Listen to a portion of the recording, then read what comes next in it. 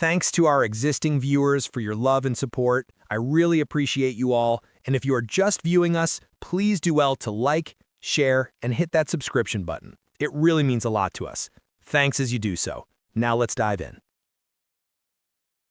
Emma stood outside the courtroom, her judge's robes suddenly feeling like chains.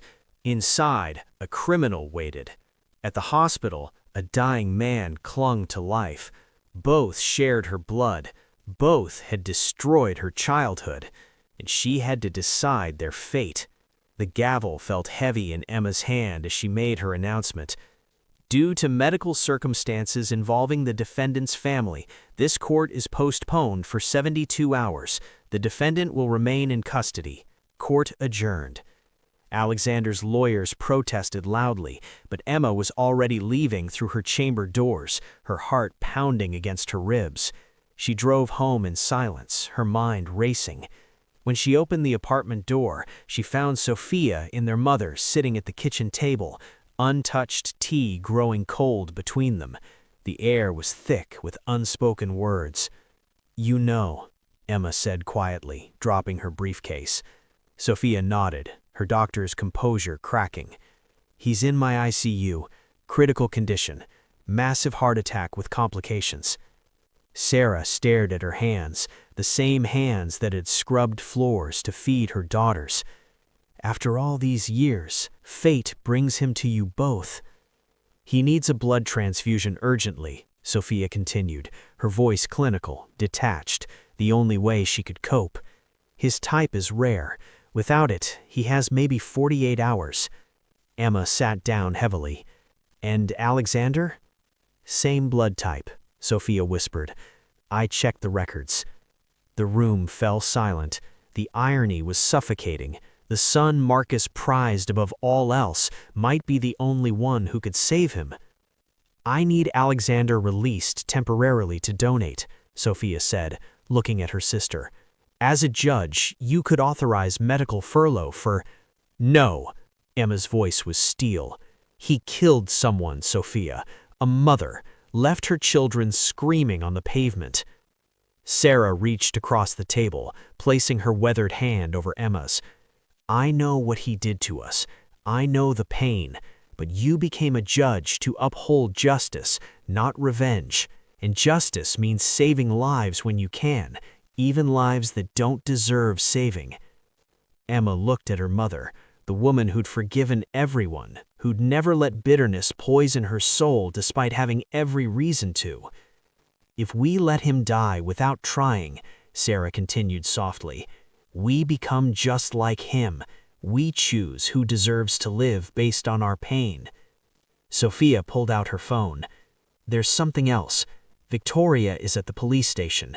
She's blocking the medical furlough, claiming Alexander shouldn't risk his health for a dying old man." Emma's eyes widened.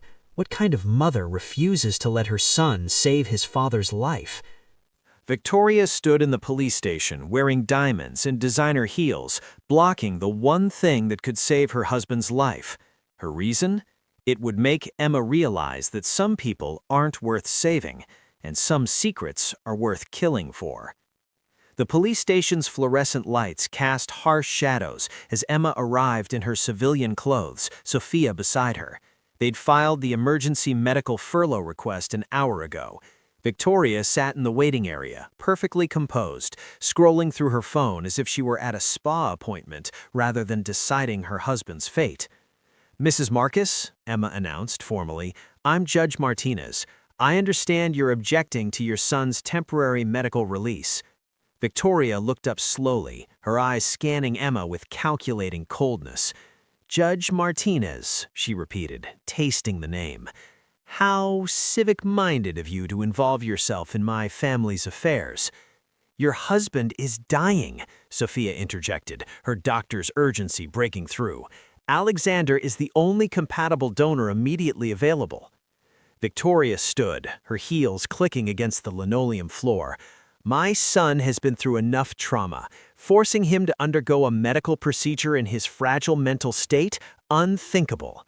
"He's being charged with vehicular manslaughter, not having a breakdown," Emma said coldly. And the procedure is a simple blood donation that takes 30 minutes. Simple! Victoria's laugh was sharp, bitter. Nothing about this situation is simple, Judge. My husband made his choices. He married me for an heir. He got one. Now he faces the consequences of his investments. Something in her tone made Sophia's skin crawl. The way she said investments dripped with venom. Are you seriously going to let your husband die out of spite? Sophia asked incredulously. Victoria stepped closer, her voice dropping to a whisper meant only for the sisters. Let me be clear. Alexander will not be donating anything. And if Marcus dies, well, that simply accelerates certain inheritances. Emma's legal mind clicked into place. You want him dead.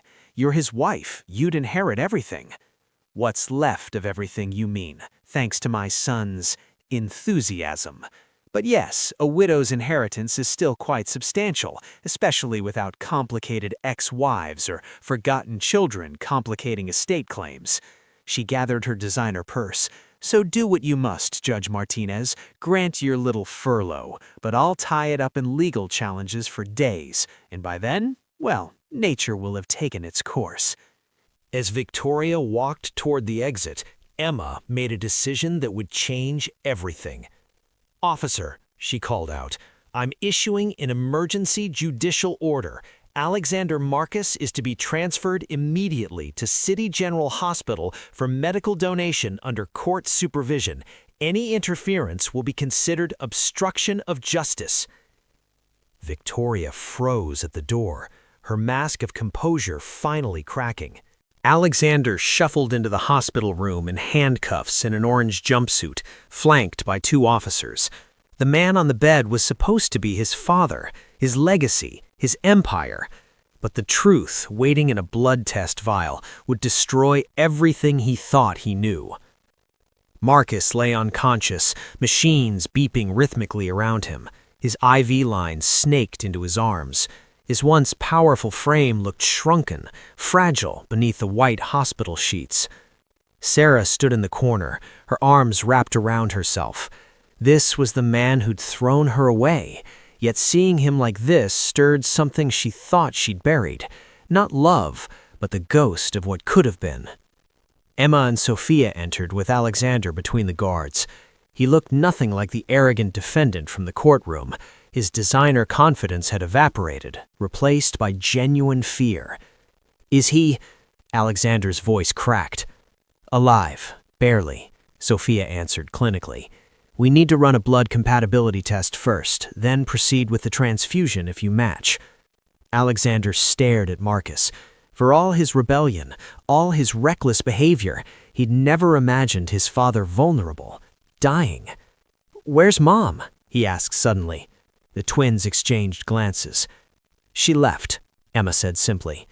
Left? What do you mean left? Her husband is... She didn't want you to donate, Sophia interrupted, preparing the blood draw kit. She fought against your release. Alexander's face went pale. That's not possible. She wouldn't... Believe what you want, Emma said coldly. Right now, you're here for one reason only. After this, you go back to custody to face justice for what you did. A guard removed one handcuff so Sophia could access Alexander's arm. He winced as the needle pierced his skin, watching his blood fill multiple vials.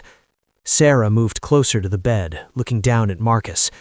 After everything, she whispered, it comes down to this. Your son, the heir you treasured, trying to save you while your daughters watch. Sophia took the vials to the lab. The wait felt eternal. 20 minutes that stretched like hours. Emma stood by the window, watching the city lights. Alexander sat handcuffed to a chair, staring at his unconscious father. Sarah remained by Marcus's bedside, her hand hovering over his, but never quite touching. When Sophia returned, her face was ashen white. The blood test is complete, she said, her voice shaking. Everyone turned to her. Alexander, you're not a match. She paused, her hands trembling as she held the lab results. Actually, that's not accurate. You're not a match because... She looked at Alexander, then at Marcus. Because there's a 0% biological probability that Marcus is your father. The room erupted. Alexander lunged forward, restrained by guards. That's impossible. Run it again. You made a mistake. But Sophia's tears said everything. There was no mistake. Marcus's perfect heir wasn't his son at all. Marcus's eyes fluttered open to a nightmare worse than death. His son wasn't his son. His wife had vanished, and the daughters he'd abandoned were the only ones standing vigil at his bedside. Some men feared dying. Marcus feared living with what he'd done. The shouting had pierced through Marcus's unconsciousness like shards of glass. His eyes opened slowly, the hospital room swimming into focus through a haze of pain and medication. The first thing he saw was Alexander, his heir, in handcuffs and prison orange, screaming at a young doctor who looked eerily familiar. "Run the test again! My mother wouldn't! She couldn't!" Then Marcus saw her, Sarah, standing by his bedside, older, worn by years of struggle, but still beautiful, still dignified, and beside her, two young women who made his heart stop. They had Sarah's eyes, Sarah's strength in their posture, his daughters. "Sarah," his voice came out as a broken whisper. The room went silent. Everyone turned to the bed. Sarah's expression was unreadable, not angry, not pleased, just profoundly sad. "You're awake." Marcus tried to sit up, but pain lanced through his chest. Sophia moved instinctively, the doctor in her overriding everything else. She adjusted his IV, checked his monitors, professional and distant. "Don't move. You've had a massive coronary event. Your heart is severely damaged." You're a doctor?" Marcus whispered, studying her face. "Yes." Sophia's voice was ice. "I'm the daughter you threw away because I wasn't born with the right anatomy. And this," she gestured to Emma, "is the judge presiding over your son's murder trial, the other daughter you discarded." Marcus's eyes filled with tears. The empire he'd built, the legacy he'd obsessed over, and fate had brought his abandoned daughters to hold all the power. "Alexander," he croaked, looking at the young man in handcuffs. "The blood test." Emma stepped forward, her judge's authority evident even in civilian clothes. "Isn't your son. The DNA test was conclusive. Victoria lied to you. She gave you an heir, but not your heir." The machines around Marcus beeped faster as his heart rate spiked. Sophia quickly administered medication to calm him. 23 years, Expanse gasped, each word painful. "I destroyed my family for a son that isn't even mine." "You destroyed your family because you valued male pride over human love," Sarah said quietly. "The test results just revealed what you always were, a man who valued an idea more than real people." Alexander slumped in his chair, the weight of revelation crushing him. "Mom knew. She knew all along, and she let me believe." "Where is Victoria?" Marcus asked weakly. Emma and Sophia exchanged glances.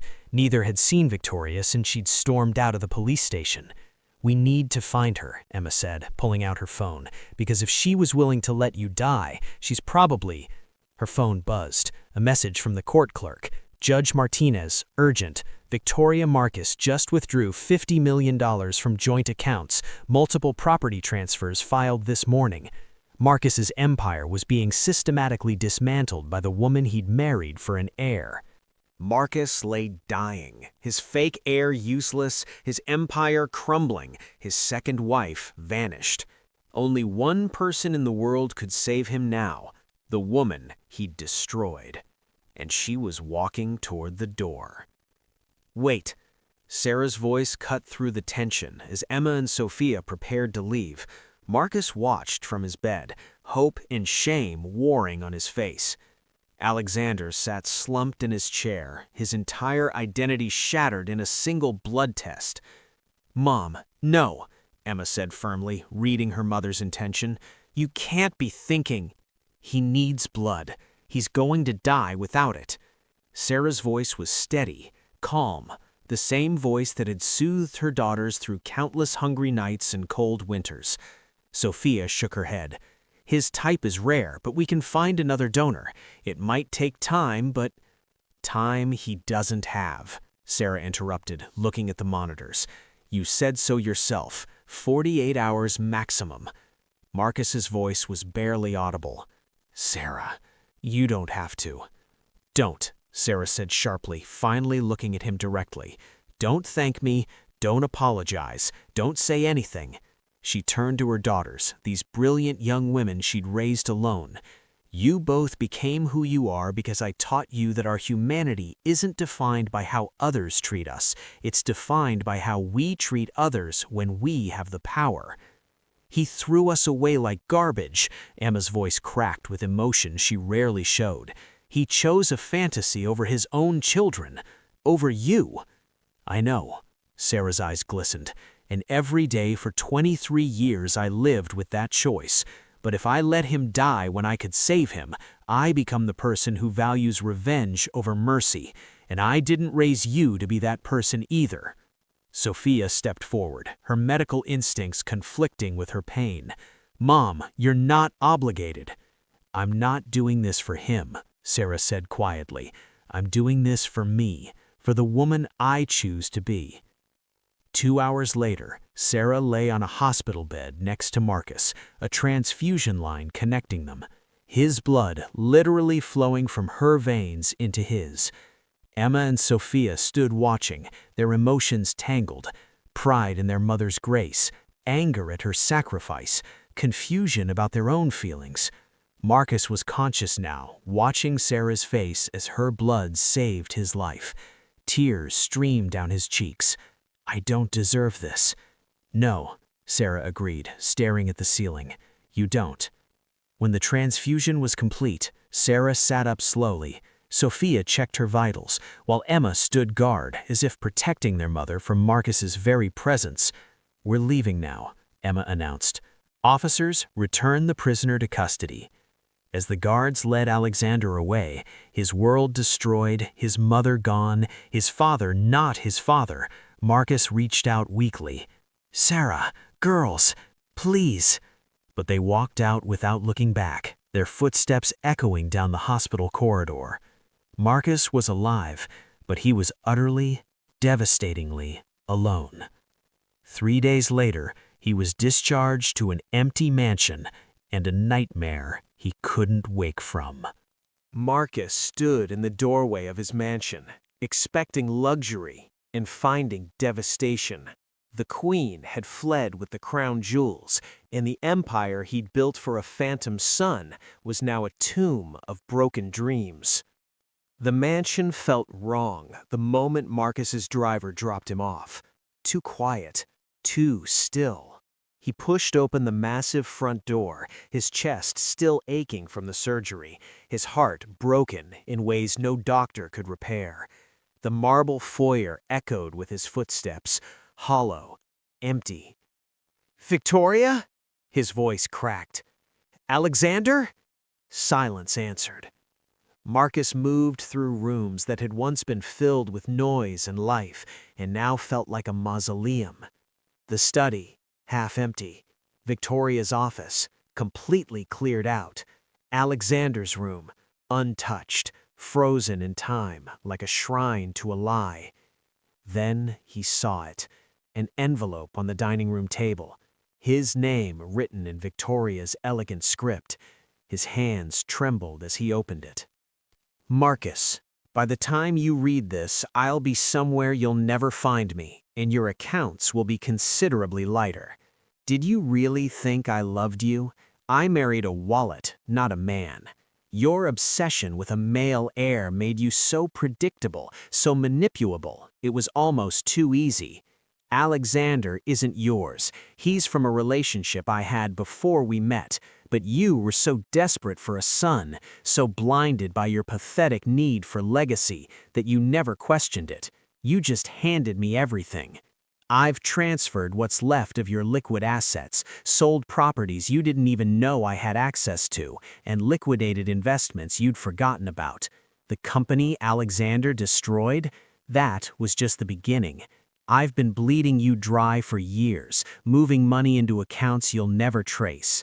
You threw away real daughters for a fantasy, you destroyed a good woman for your ego, and you deserved everything that's happened to you. Don't bother looking for me. I'm a ghost now. Enjoy your empty mansion. It's all you have left. Victoria.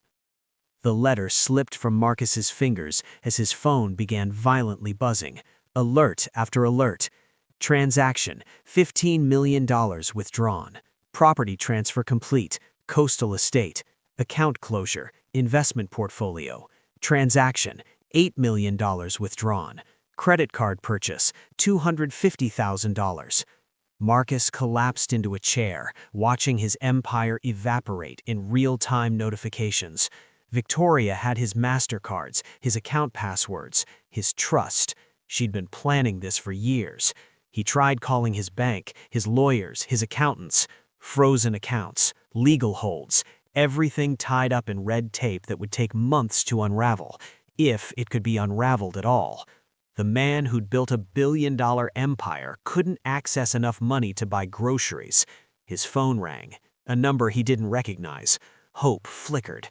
Maybe Victoria? Maybe a mistake? Maybe... Mr. Marcus? An unfamiliar voice. This is Officer Chen. We need you to come to the courthouse tomorrow. Your son's preliminary hearing has been scheduled. Judge Martinez presiding. Marcus's last chance to see his daughters again would be in a courtroom, watching them deliver justice to a young man who wasn't even his son. Marcus walked into the courtroom a broken man in a borrowed suit, searching the crowd for any sign of mercy. What he found instead was Judge Emma Martinez's gavel and the cold, perfect justice he'd never believed his daughters could achieve. The courthouse was packed. Media cameras lined the hallways. The case had become a sensation. Billionaire's son facing murder charges, presided over by one of the youngest judges in the city's history. Marcus slipped into the back row, unrecognized in his worn clothing. The suit he wore was from 10 years ago, pulled from the back of a closet because everything else had been taken. He'd lost 30 pounds in 3 weeks. His face was gaunt, aged a decade by stress and regret. Then the bailiff announced, "All rise for the Honorable Judge Emma Martinez." Marcus stood, his breath catching as Emma entered. She wore her judicial robes with absolute authority, her face composed, professional, unreadable. This was his daughter, the baby girl he'd rejected for not being a son. She was magnificent. Alexander was led in wearing an orange jumpsuit, handcuffed, his arrogance completely stripped away. He looked small, scared, nothing like the spoiled heir who'd crashed through life consequences-free. Marcus scanned the courtroom and found them, Sarah and Sophia, sitting in the third row. Sarah's face was calm but sad. Sophia sat rigid, her doctor's composure barely holding. They didn't look at him, not once. The prosecution presented their case methodically. Witness testimonies, the dashcam footage that made people in the gallery gasp, the toxicology report, the victim's family, a father and 2 children who'd lost a wife and mother, sat weeping in the front row. Alexander's defense attorney argued diminished capacity, troubled upbringing, a young man who'd lost his way. Emma listened to everything without expression, professional, fair, untouchable. When the defense finished, Emma spoke for the first time. This court recognizes that the defendant had significant privilege and resources that most people never access, yet those very advantages make his choices more, not less, culpable. He had every opportunity to choose differently. Alexander's lawyer started to object, but Emma continued. However, this is a preliminary hearing to determine if there's sufficient evidence to proceed to trial. Based on the evidence presented, she paused, and Marcus held his breath. This court finds overwhelming probable cause. The defendant will stand trial for vehicle manslaughter, DUI resulting in death, fleeing the scene of an accident, and attempted bribery of law enforcement officers. Bail is denied. Trial date set for 60 days from today. The gavel fell with finality. Alexander's face crumpled. His attorney protested. The victim's family embraced, tears of relief streaming. Emma had given no special treatment, no bias, no mercy beyond what the law allowed. As the courtroom emptied, Marcus pushed through the crowd toward his daughters. "Emma! Sophia! Sarah, please!" They turned, 3 faces looking at him without anger, without hate, just profound, exhausting sadness. "Please," Marcus begged, his voice breaking. "Please let me talk to you. Let me explain." Marcus fell to his knees in the courthouse hallway, a billionaire reduced to begging. But some apologies can't buy back time, and some wounds cut too deep for words to heal. The hallway buzzed with journalists and spectators, but Marcus saw only 3 faces.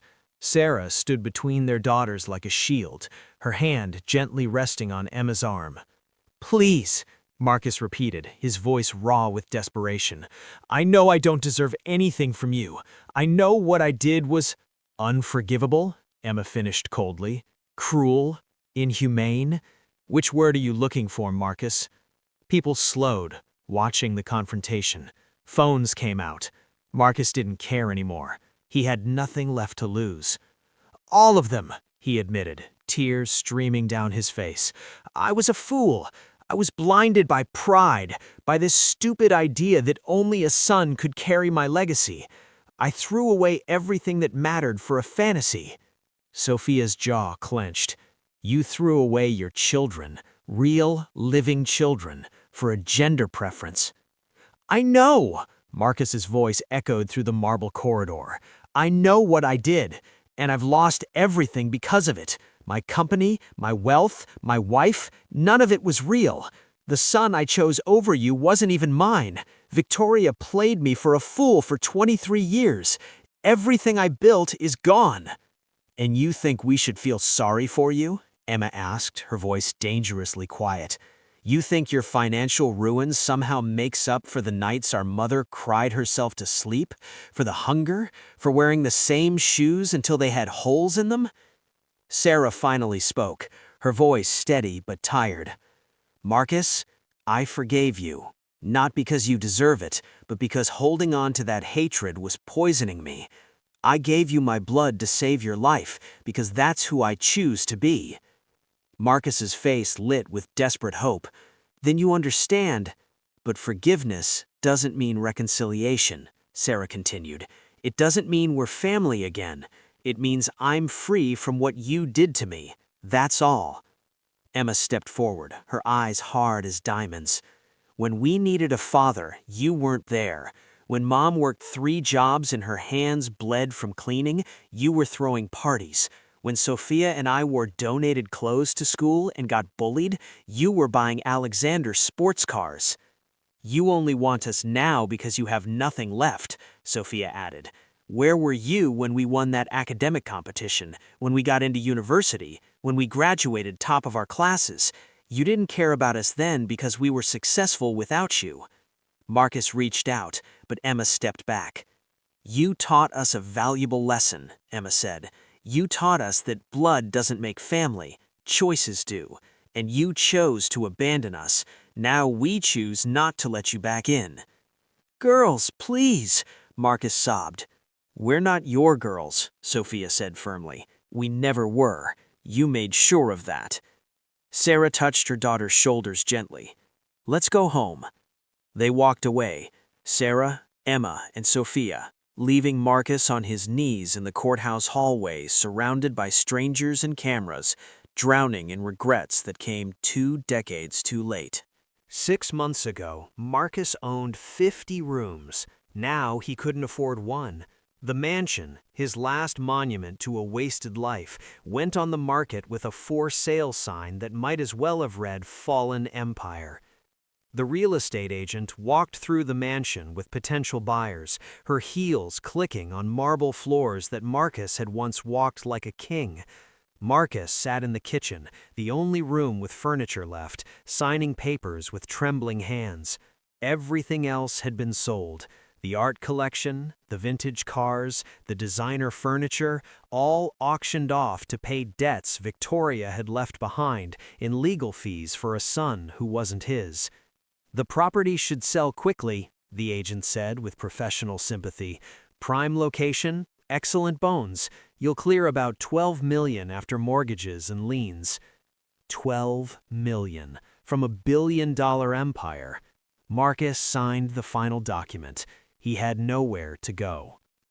2 weeks later, Marcus moved into a small apartment in the part of the city he'd never visited, the part where Sarah had raised their daughters.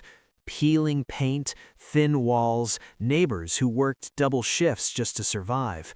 He got a job. For the first time in 30 years, Marcus worked for someone else, managing inventory at a wholesale warehouse. The other employees didn't know who he was, didn't care about his former empire. He was just another aging man trying to make rent.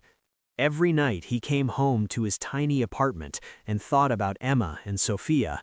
He'd seen news articles about Judge Martinez's fair rulings, about Dr. Martinez's volunteer work at free clinics in underserved communities. His daughters were changing the world, without him, despite him. He'd tried reaching out, letters returned unopened, calls blocked, messages ignored. Sarah had been kind enough to respond once. "Marcus, please stop. We've moved on. You should too." But how could he move on from the biggest mistake of his life? One evening, Marcus sat in a small diner, the kind of place he would have never entered in his previous life, eating a simple meal he'd budgeted for carefully. The television above the bar was showing the news. A familiar face appeared on screen. Judge Emma Martinez received recognition today for her groundbreaking work in family law reform, particularly focusing on protecting children's rights regardless of gender. Marcus watched, tears streaming down his face into his coffee. Then the report cut to footage of Dr. Sophia Martinez at a community health center. Dr. Martinez has donated thousands of hours to providing health care for families who can't afford it, inspired by her own mother's struggles. The diner patrons chatted and laughed, oblivious to the broken man in the corner booth, watching his daughters shine without him. The male heir he'd obsessed over was in prison. The wife he'd chosen was a ghost, spending his money somewhere tropical. The empire he'd built had crumbled to dust. But the daughters he'd thrown away, they had become everything he'd ever wanted in a legacy, just not in the form he'd been too blind to value. Marcus pulled out a worn photograph, the only thing he'd kept from the mansion. Sarah, pregnant, smiling at the camera, her hand on her belly where Emma and Sophia grew. He'd had everything, and he'd destroyed it with his own hands. Years passed. Marcus grew old in his small apartment, working until his body gave out. The billionaire who'd wanted a son to carry his legacy, but the daughters he abandoned, they built an empire of compassion that would outlive them all. The final truth: Marcus spent his remaining years in that tiny apartment, surrounded by newspaper clippings of his daughter's achievements.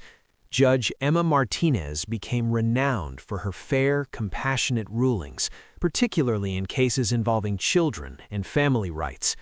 Dr. Sophia Martinez opened free clinics across the city, serving communities forgotten by everyone else. They never spoke to him again.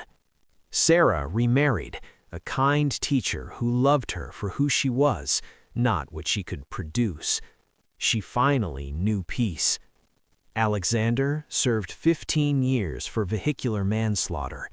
Victoria was never found, living luxuriously in a country with no extradition treaty, spending Marcus's money without a second thought. But here's the cruelest irony.